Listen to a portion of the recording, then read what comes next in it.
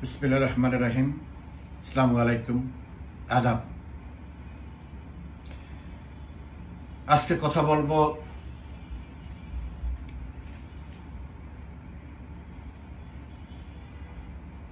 দেশ এক চূড়ান্ত পরিণতির দিকে যাচ্ছে।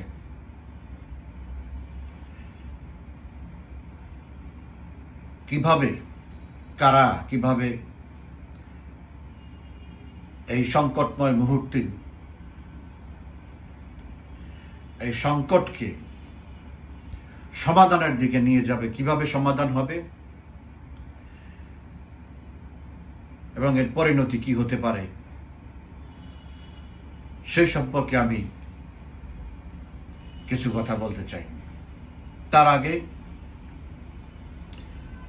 একটা বিষয় আপনারা হয়তো কেউ কেউ জেনে থাকতে পারেন যে আজকে দুর্নীতি দমন কমিশন তার চেয়ারম্যান দুর্নীতির দায়ে চাকরিচ্যুত, দুর্নীতির অভিযুক্ত আব্দুল মোমেন আজকে একটা পাগলের মতো প্রলাপ বকেছে। সেটা হচ্ছে সাংবাদিকদেরকে তিনি বলেছেন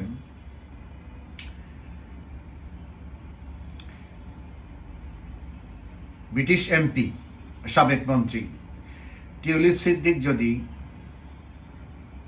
নির্দোষ হতেন তাইলে উনি পদত্যাগ কেন করলেন?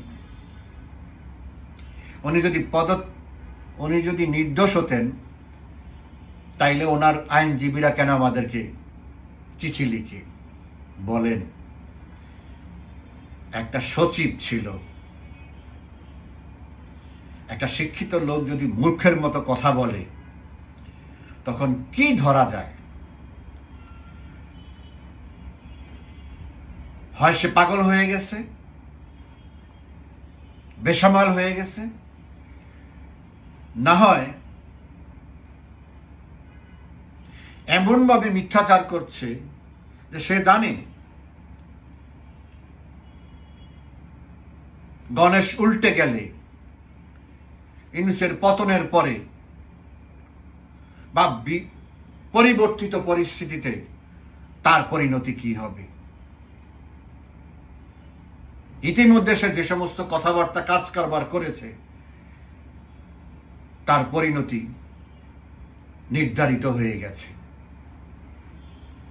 সে কি জানে না যে টিউলিপ সিদ্দিক নিজে চিঠি লিখে প্রধানমন্ত্রীর উপদেষ্টা, যার দায়িত্ব মন্ত্রী এমপিদের অনিয়ম তদন্ত করা, সেই লরি ম্যাগনেস উপদেষ্টা প্রধানমন্ত্রী কিয়ার স্টারমারের, তাকে টিউলিপ নিজের থেকে চিঠি লিখে তদন্ত করতে বলেছে এবং সেই লরি ম্যাগনেস তদন্ত শেষে প্রধানমন্ত্রীর কাছে তদন্ত রিপোর্ট দিয়েছে টিউলিপ সিদ্দিকীর কোনো অনিয়ম, কোনো অন্যায় তিনি খুঁজে পাননি। তারপরে তার দল এবং তার সরকারকে কোনো বিতর্কের বাইরে রাখার জন্য এবং নিজেকে আত্মসম্মানবোধ, নৈতিকতার পরিচয় দিয়ে এই বিষয়ে অন্যান্য সংস্থাকে আরো তদন্ত করার সুযোগ দিয়ে তিনি স্বেচ্ছায় পদত্যাগ করেছেন। কিন্তু দুদকের চেয়ারম্যানের আজকের কথায় মনে হয়েছে উনি দোষী প্রমাণিত হয়েছেন, এই জন্য ওনাকে মন্ত্রিসভা থেকে বাদ দিয়েছে। যা পৃথিবীর সবাই জানে কোন প্রেক্ষাপটে, কিসের ভিত্তিতে টিউলিপ সিদ্দিক বীরের মতো সৎ প্রমাণিত হওয়ার পরেও তিনি পদত্যাগ করেছেন। আর আইনজীবীর যে কথা বলেছে, আইনজীবী কেন চিঠি দিয়েছে? টিউলিপ সিদ্দিক কোনো অন্যায় করেনি, কোনো অপরাধ করেনি, কোনো দুর্নীতি করেনি। এই জন্য সে জানার জন্য তোমাদের কাছে কি কি তথ্য উপাত্ত আছে সেটা দেওয়ার জন্য কিসের ভিত্তিতে তোমরা তাকে অভিযুক্ত করেছো সেইটা জানার জন্য আইনজীবী যোগাযোগ করেছে, চিঠি দিয়েছে। সেই উত্তর এই কাপুরুষরা, এই মিথ্যুকরা, এই ষড়যন্ত্রকারীরা সেই উত্তর দেয়নি। আজকে এখানে চোরের মতো দেশে বসে বসে যদি এত সাহস থাকতো লন্ডনে বসে একটা সংবাদ সম্মেলন করলে পারত। দুদক চেয়ারম্যান তো ইউনুসের সাথে লন্ডনে গিয়েছিল। তো এতই যদি তথ্য উপাত্ত থাকে তোদের কাছে, এতই যদি তোমাদের অভিযোগের এত ভিত্তি থাকে, তোমরা সংবাদ যেখানে টিউলিপ সিদ্দিক ইউনুসকে চ্যালেঞ্জ করেছে, ইউনুসকে ডেকেছেন হাউস অফ কমন্সে যে আপনি আমার এখানে আসেন, আমার এখানে বসে কথা বলেন, আমি আপনাকে ব্যাখ্যা করতেছি আপনার দুদক কি উল্টাপাল্টা কর্মকাণ্ড করতেছে। ইউনুস তো যেতে পারে, ইউনুস বলতে পারতো ঠিক আছে আমি আমার দুদকের চেয়ারম্যানকে পাঠিয়ে দিচ্ছি, তাও তো বলে নাই। বাংলাদেশ ব্যাংকের গভর্নর কাছে দুদক চেয়ারম্যানকে তাদেরকে পাঠিয়ে দিতে পারলে ঠিক আছে ওনাদেরকে আমি পাঠিয়ে দেয়, সেই প্রস্তাবও তো দেয় নাই। ভয়ে যদি টিউলিপ চ্যালেঞ্জ গ্রহণ করতে ঠিক আছে আসো, তখন কি প্রমাণ করত? তারপরেও তো তারা সেই কাজ দেখাতে পারেনি। যদি এতই মূর্খ থাকতো লন্ডনে বসে সাংবাদিক সম্মেলন করতে পারত যে টিউলিপ সিদ্দিকী বা এই দেশের এমপি, আমরা তার বিরুদ্ধে এই তথ্য প্রমাণ পেয়েছি যার জন্য তার বিরুদ্ধে আমরা এই অভিযোগগুলো এনেছি বলতে পারতো এর সাথে সাংবাদিকদের সাথে। সেটাও তো সেখানে করে নাই। এখানে এসে মোসাহেবি সাংবাদিকতা করে বা ভীত সাংবাদিকদের সামনে একতরফা ভাবে বলে গেছে, বাহাদুরি করতেছে ঘরের মধ্যে দরজা আটকে।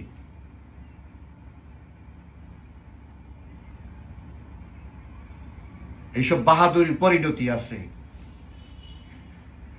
আল্লাহ যদি দিন পরিবর্তন করে, এবং পরিবর্তন করবেই,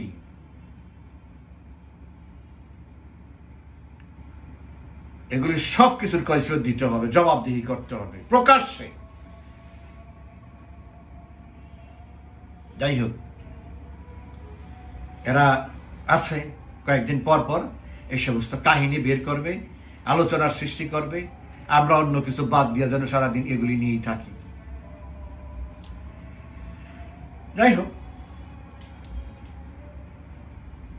বহুল প্রত্যাশিত, বহুত আলোচিত ইউনুস তারেক লন্ডন বৈঠকের পরে দেশের পরিস্থিতি একটা ভিন্ন বাঁকে টার্ন নেওয়া শুরু করেছে।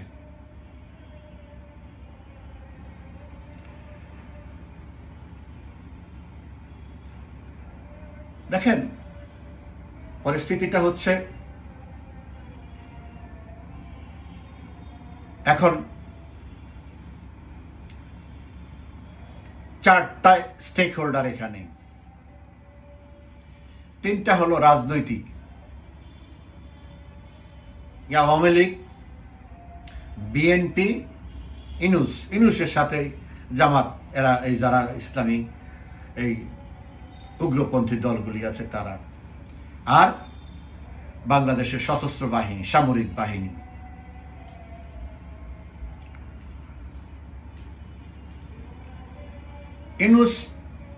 ডক্টর ইউনুস তার ইচ্ছা, যদিও এখন সেই ইচ্ছা থেকে উনি হয়তো শিফট করেছে, কিন্তু তার ইচ্ছা সে যতদিন সম্ভব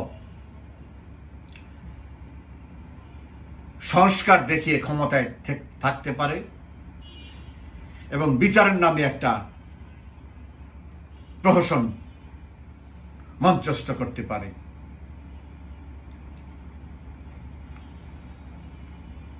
বিএনপির ইচ্ছা হচ্ছে, আচ্ছা এটা পরে আসতেছি,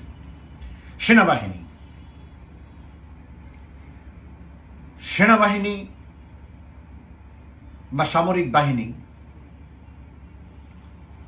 আজকের এই দিনে এসে তারা উপলব্ধি করছে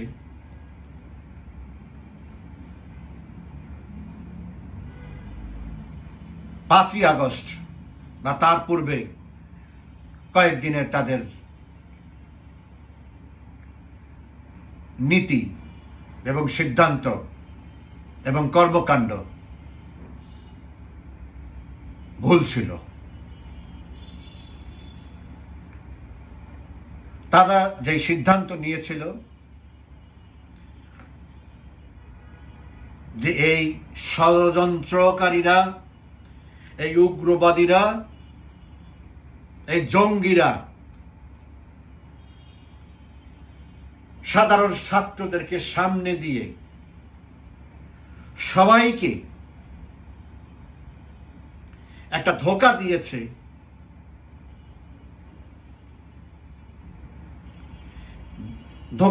তৎকালীন সময় ধোঁকা দিচ্ছে। এটা সরকার পক্ষ থেকে বলা হয়েছে, কিন্তু আমাদের সামরিক বাহিনী একটা অংশ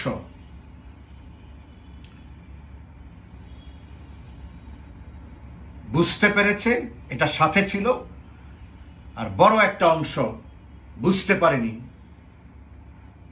তারা এই ষড়যন্ত্রকারীদেরকে প্রতিহত করা থেকে বিরত থাকার সিদ্ধান্ত নিয়েছে এবং তাদের ওই সিদ্ধান্তের জন্য এবং আরেকটা পক্ষের গোপনে ষড়যন্ত্রকারী এবং উগ্রবাদীদের, জঙ্গিবাদীদের সাথে বিশেষ সম্পর্কের কারণে এদেশে 5ই আগস্ট সরকার পরিবর্তন হয়েছে। কিন্তু কি হয়েছে? তারা যেটা ভেবেছিল তার ঠিক উল্টাটা। তারপর এক্সটেনশনে হলো দেশটা আস্তে ধ্বংসের মুখোমুখি।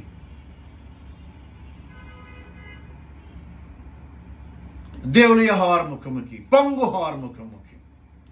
এটা তারা এখন অনুভব করতেছে। তারা যদি তখন এটাকে প্রতিরোধ করত সরকারের পাশে থেকে, বাংলাদেশটা আজকে এই পর্যায়ে যেত না। কিন্তু তাদের কাছে তারা সেই আত্ম উপলব্ধি হয়েছে, সেই উপলব্ধি থেকে তারা এখন সিদ্ধান্ত নিয়েছে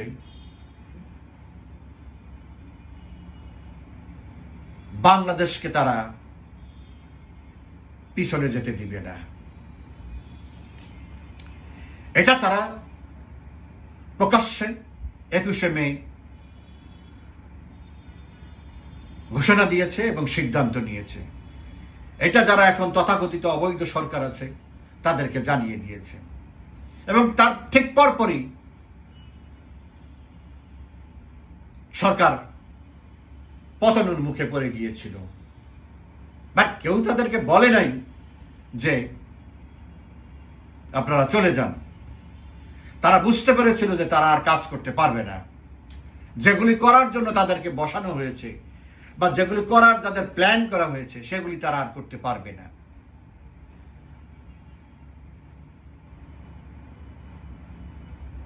তখন তারা ভিন্ন কৌশল নিয়েছে। কিন্তু সেনাবাহিনী স্পষ্ট করে কয়েকটি জিনিস বলে দিয়েছে। সেনাবাহিনী বা সামরিক বাহিনী ওখানেই আছে, ওখান থেকে তারা সরবে না। ওখান থেকে যদি কেউ সরতে যায় তাহলে তাদেরকে পরিণতি ভোগ করতে হবে। ওখানটা কি? ওখানটা হলো করিডোর, বন্দর।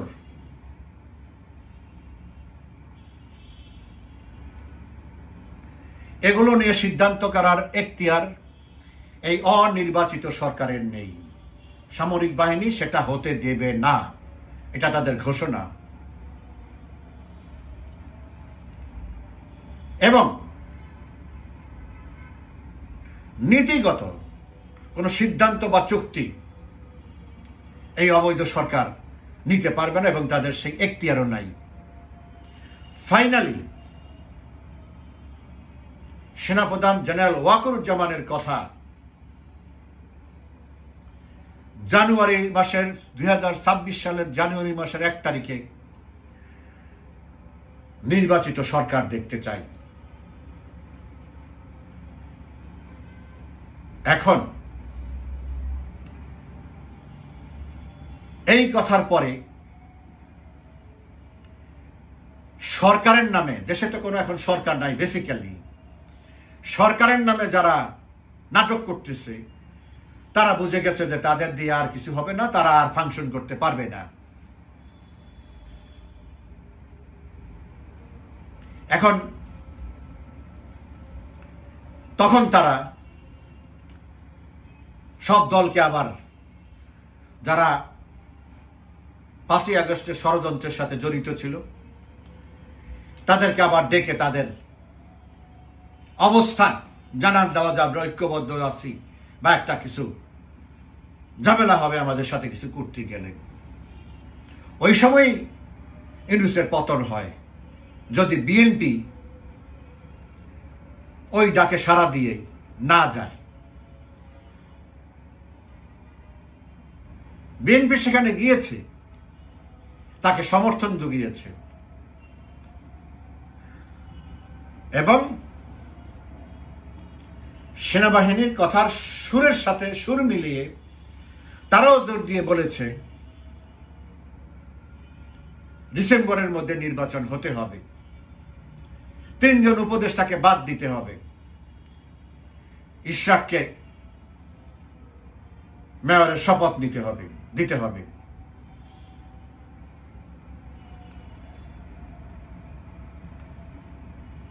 তারা ওখানেও গিয়েছে, আবার সেনাবাহিনী যেই আদলে কথা বলেছে সেইটার সাথেও তারা একাত্মতা দেখিয়েছে উপরে, আর নিচে সেনাবাহিনীকে বলছে যে আমরা তোমাদের সাথে আছি, আর নিচে তলে তলে ইউনূসকেও বলছে আমরা তোমাদের সাথে আছি।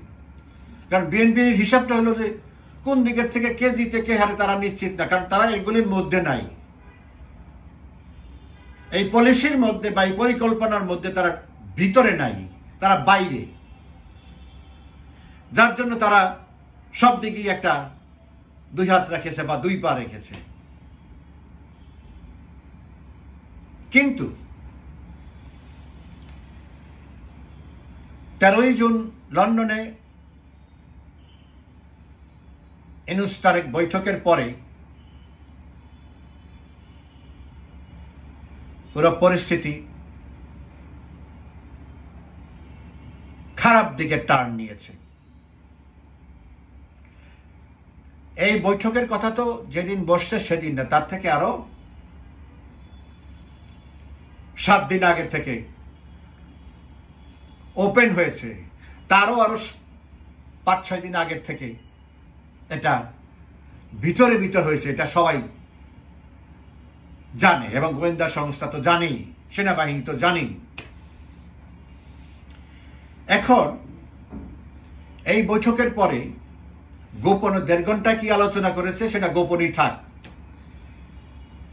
সেটা আমাদের গবেষণা করে বের করার দরকার নেই যে সেখানে কি আলোচনা হয়েছে। এটা আমরা বুঝতে পারি সেখানে কি আলোচনা হয়েছে। সেখানে আলোচনা হয়েছে যত তাড়াতাড়ি সম্ভব কয়েকটা মামলার রায় দিয়ে শেখ হাসিনাকে সাজা দেওয়া, আওয়ামী লীগের মন্ত্রী এমপিদেরকে সাজা দেওয়া, আওয়ামী লীগকে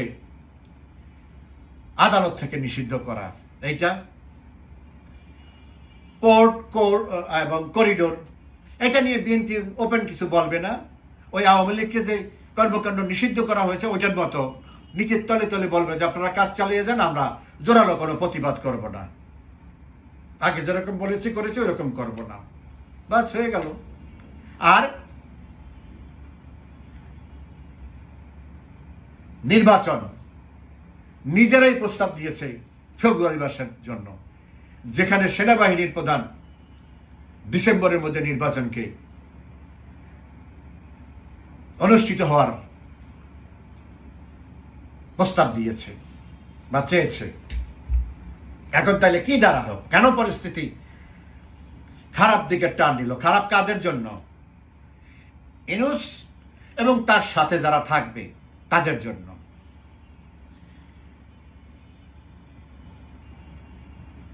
এই সরকারের ক্ষমতার ভিত কি? এই সরকারের ক্ষমতার ভিত অ্যাবসলিউটলি সেনাবাহিনী।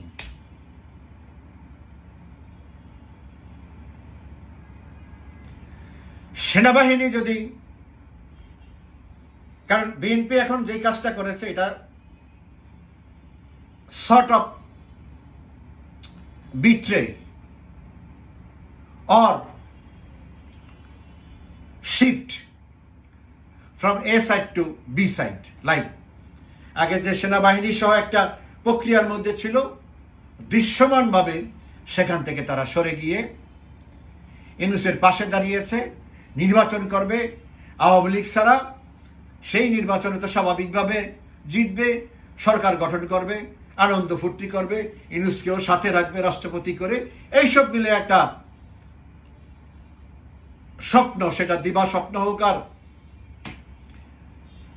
দুঃস্বপ্ন হোক, যাই হোক, তারা দেখছে। কিন্তু প্রকারান্তরে এটা সামরিক বাহিনীর প্রতি এক ধরনের চ্যালেঞ্জ।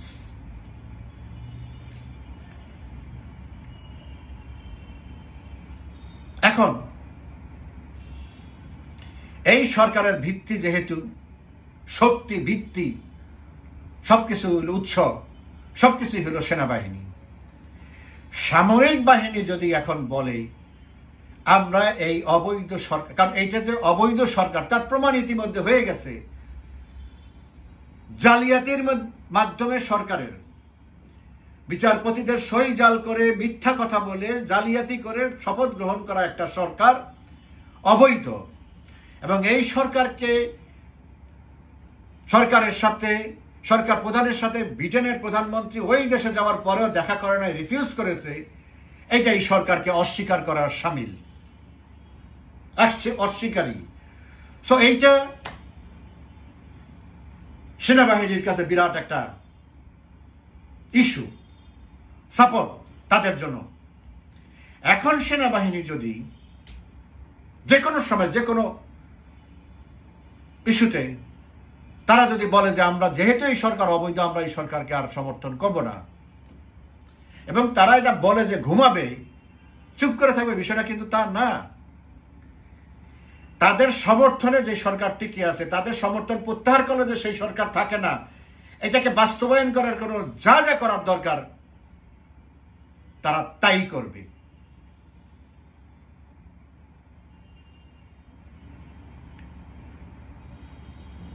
তাহলে সেনাবাহিনী যখন এই সরকারের মাথার থেকে ছাতা টেনে নিয়ে যাবে,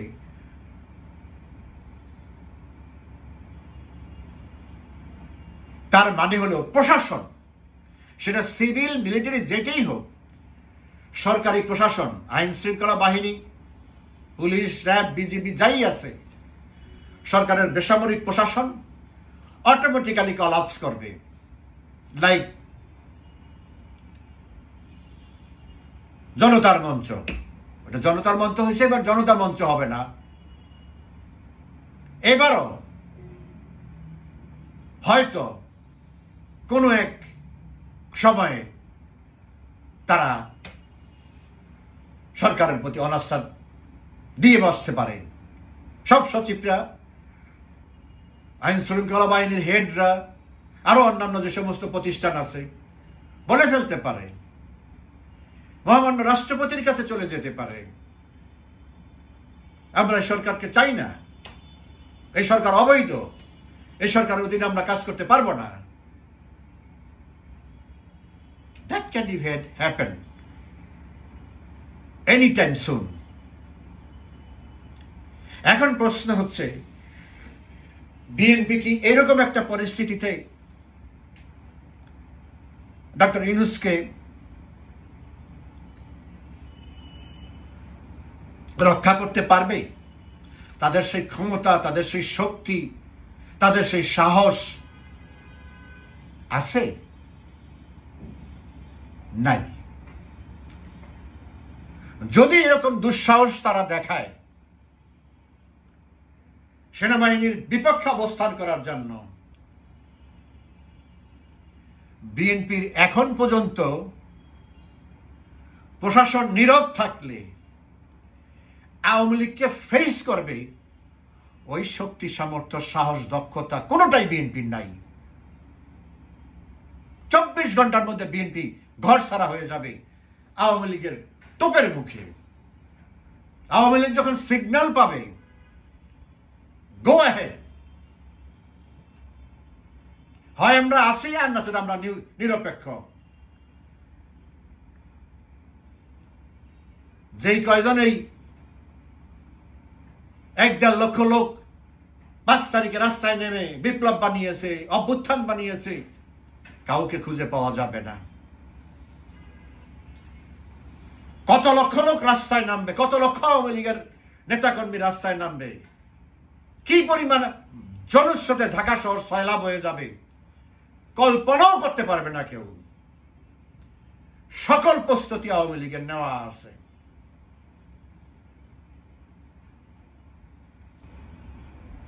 আর জামাত ইসলামী ওইটা হলো সুযোগ সন্ধানী। ওরা দিনের আলোতে কোনোদিন আসে না। ওরা হলো দস্যু, জঙ্গি, দেশদ্রোহী। ওরা সবসময় ক্ষমতার আড়ালে থেকে শক্তির সাপোর্ট নিয়ে তারপরে তারা ঘোলা পানিতে মাছ শিকার করে। জীবনে কোনোদিন তারা মুখোমুখি হয় নাই।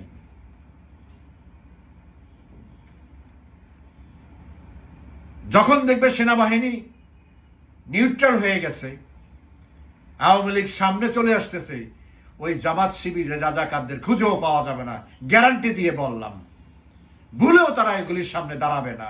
অতীতে কোনোদিন দাঁড়ায় নাই, ভবিষ্যতেও দাঁড়াবে না, বিএনপিও না। আর যদি দাঁড়ায়, আওয়ামী লীগ এই চিন্তা নাই যে না আমরা আসতেছি বা আমরা ইসরাফিলের সিংহে ফু দিয়েছি, এতেই সবাই ভয় ঘরে চলে যাবে, আমরা রাজার হালতে গিয়ে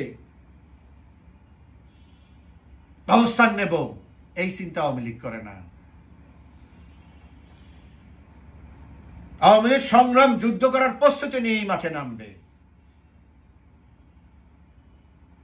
এবং যেই চক্র 5 তারিখে ষড়যন্ত্র করে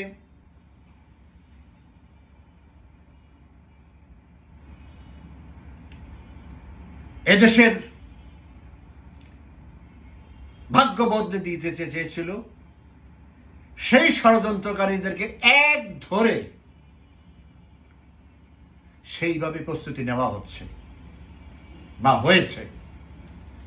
এখন শুধু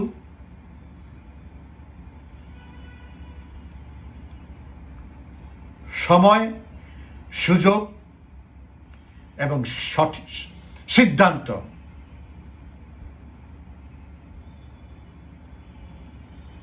প্রধানমন্ত্রী শেখ হাসিনা যখনই মনে করবেন এখনই সময়, তখনই তিনি সেই নির্দেশনা দিবেন। এবং সকল আন্তর্জাতিক শক্তিও ইতিমধ্যে বুঝে গেছে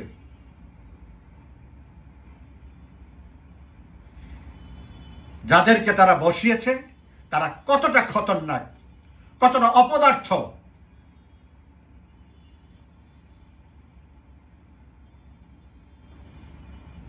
কতটা অযোগ্য, অদক্ষ এবং কতটা দুর্নীতিবাজ তারা।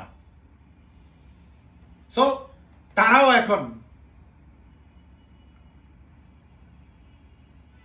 আফসোস করে তারা কত বড় ভুল করেছে। কারণ তারা বেসিক্যালি তারা পরাজিত হয়েছে। কেন পরাজিত হয়েছে? তারা দেখাতে চেয়েছিল শেখ হাসিনাকে সরিয়ে দেওয়ার পরে বাংলাদেশটা আরো উজ্জ্বল হবে, আরো দ্রুত গতিতে উন্নতি করবে, আরো সুন্দর আইন শৃঙ্খলা থাকবে, অর্থনীতি বাড়বে, মানুষ সুখে শান্তিতে থাকবে, যার সবগুলি উল্টা ফল দিয়েছে। দেশের জনগণের কাছে যারা এই কাজটা করেছে তারা আজকে দেশের শত্রু হিসাবে চিহ্নিত হয়েছে। কারণ দেশের সামান্যতম ভালো করতে পারে নাই, বরং যে ক্ষতি করেছে আরো 10 বছর লাগবে এই দেশকে সুস্থ অবস্থায় নিয়ে আসতে। এটা শুধু অর্থনৈতিক ভাবে না, এই দেশের মানসিক যে ক্ষতি হয়েছে, এই দেশের মানুষের হৃদয়ে যে ক্ষত তৈরি হয়েছে, মানসিকভাবে এই যুব সমাজকে যেভাবে ধ্বংস করা হয়েছে, এই জেনারেশনটাকে শেষ করে দেওয়া হয়েছে। এই জেনারেশনের একটা অংশ, অ্যাটলিস্ট 30% সাইকোলজিক্যালি ফিনিশড।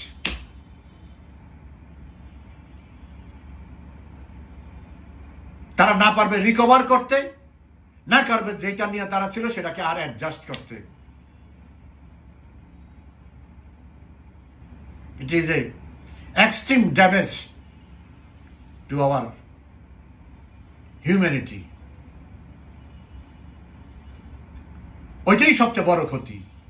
অর্থনৈতিক ক্ষতি যা হয়েছে 2-4 বছরে কভার করা যাবে। যে সামাজিক অস্থিরতা তৈরি করেছে, শত্রুতা তৈরি করেছে, ক্রোধ তৈরি করেছে, ক্ষোভ সৃষ্টি করেছে, এটা কি এত সহজে নিয়ন্ত্রণ হবে?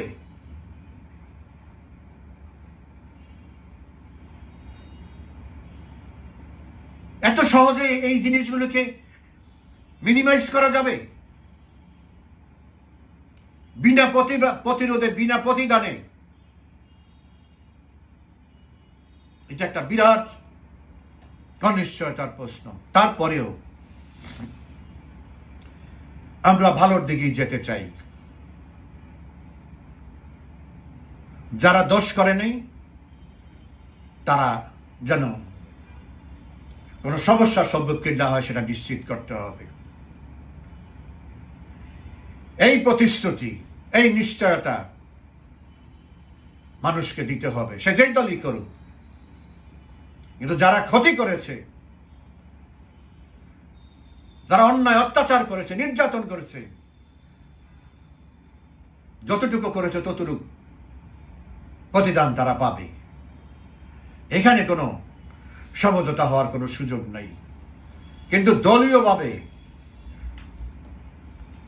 ওই দল জামাত করেছে এই জন্য সবাইকে যা খুশি তা করো, বিএনপি করেছে যা খুশি তা কর, না, এটা হবে না। মাননীয় প্রধানমন্ত্রী শেখ হাসিনা এটা করতে দিবে না, এটা নিশ্চিত করে বলতে পারি। কিন্তু 71-এর অপরাধীদেরকে যেভাবে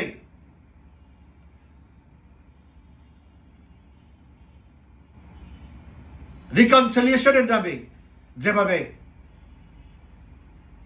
ক্ষমা করা হয়েছে, আজকের দিনে এসে সেটা ভুল প্রমাণিত হয়েছে।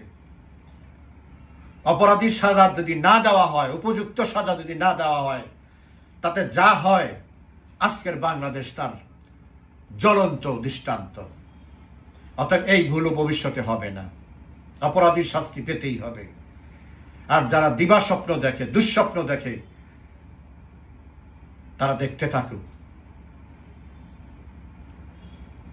এখন মূল চ্যালেঞ্জটা হচ্ছে সামরিক বাহিনীর সাথে। সামরিক বাহিনী স্পষ্ট বলেছে দেশের সার্বভৌমত্ব, স্বাধীনতা, মুক্তিযুদ্ধের চেতনা বিরোধী কোনো কিছু তারা এই দেশে হতে দিবে না। এবং এখতিয়ার বহির্ভূত কোনো কাজ এই সরকার করতে পারবে না। অতএব প্রকারান্তরে এই সরকার পঙ্গু। এখন তারেক জিয়ার, ডক্টর ইউনূস যতই 1.5 ঘন্টা 3 ঘন্টা মিটিং করুক, এটা তাদের কপাল তারা নষ্ট করেছে। বাংলাদেশের সামরিক বাহিনীর অবস্থান থেকে এক চুলো তারা নড়ে নাই, বরং যারা এটার সাথে, এই পলিসির সাথে, এই নীতির সাথে যারা বিশ্বাসঘাতকতা করেছে বা করবে, তাদের কপালে বড় দুঃখ আছে। আশা করি আগামী কিছুদিনের মধ্যে সবকিছুর একটা শান্তিপূর্ণ ফয়সালা হবে। আওয়ামী লীগ রাস্তায় নেমেছে। আজকে সারা দেশে শত শত মিছিল হয়েছে, শুধু ঢাকা শহরে 88টা মিছিল হয়েছে। এটা শুরু, মাসব্যাপী কর্মসূচি দিয়েছে, এটা বাড়তেই থাকবে। আর যার যার কাজ সে করতে থাকবে। সময় মতো আমরা নতুন সূর্য আমরা দেখব ইনশাআল্লাহ। হতাশ হওয়ার কিছু নেই। আর কুচক্রীদের, ষড়যন্ত্রকারীদের কোন ষড়যন্ত্র, চক্রান্ত এদেশে বাস্তবায়ন হবে না, এটা আমি নিশ্চিত করে বলতে পারি। ভালো থাকবেন সবাই। ধন্যবাদ।